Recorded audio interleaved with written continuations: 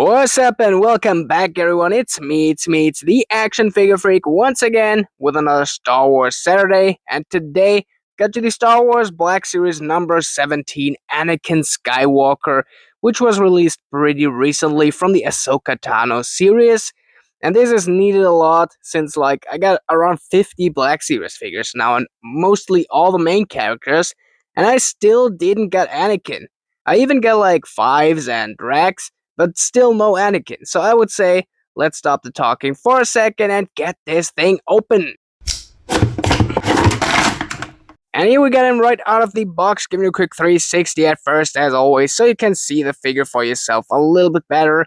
And I gotta say, even though I'm not too happy with that figure, man, it looks perfectly. It looks perfectly, for real. So I'm really happy with the overall look on this figure. But I gotta say, even though his upper body is pretty good, I gotta say the lower side isn't that much of my part. But yeah, let's take a closer look into that by looking into the articulation. So first up to the articulation, let's start as always with the head.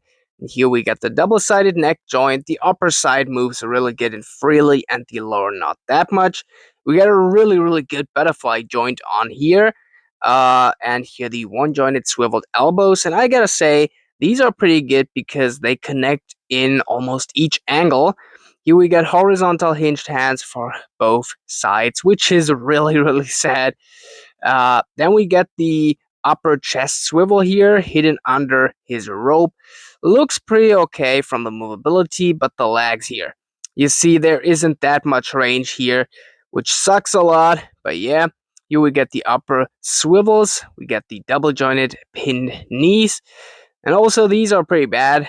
Like, if you stretch them out, it's just a flat edge on here, which shouldn't be. It looks silly from the front. There we get the vertical hinged feet as well as foot swivels.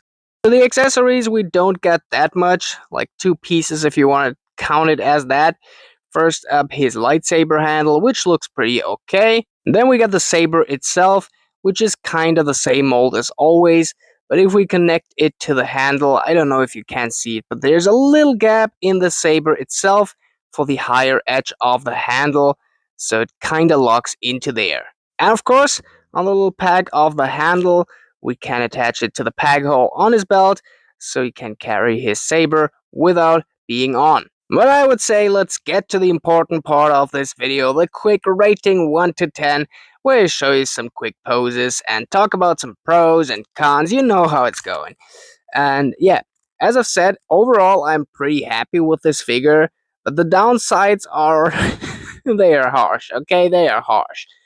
Let's just start with the first pose. So first up, the most annoying part for me is that we get horizontal hinged hands for both sides. Like for the left hand, I can kind of understand, but I don't get why a character that carries any kind of weapon should have horizontal hinged hands instead of vertical hinged. Yeah, it's just stupid.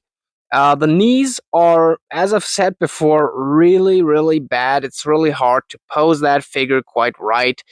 And yeah, it mostly doesn't look that natural. It takes a lot of time. And the biggest problem that I've got with the vertical hinged feet is they are really weak. I don't know which kind of plastic they've been using there, but it's really hard to make that figure stand stable enough to don't fall on the 360 table here.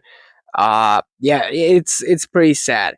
But what I got to say is the shoulders are insanely good. And even though the hands are horizontal hinged, I don't know what kind of gap they've built into there, but you can kind of put the handle in different ways and angles into his hand, and it will be relatively stable inside of there.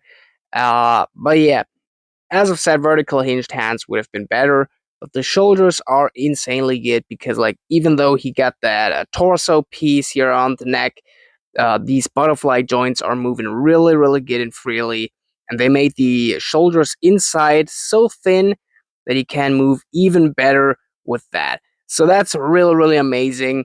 And yeah, to finally get to the actual rating of this video, I gotta say, I'm about to give this figure a 7 out of 10 because it's pretty okay. I mean, the overall look is what matters to me the most, and that fits really good. There is some major problems that I've got with Black Series, and that's mostly the articulation.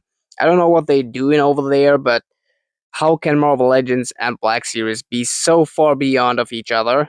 But yeah, I think I just stick with the 7 out of 10 rating. Pretty happy with what I got here. And yeah, since that's pretty much all for today, I hope you could all like and subscribe for more like this. Have an absolutely awesome day, and now it's finally time to say, action out!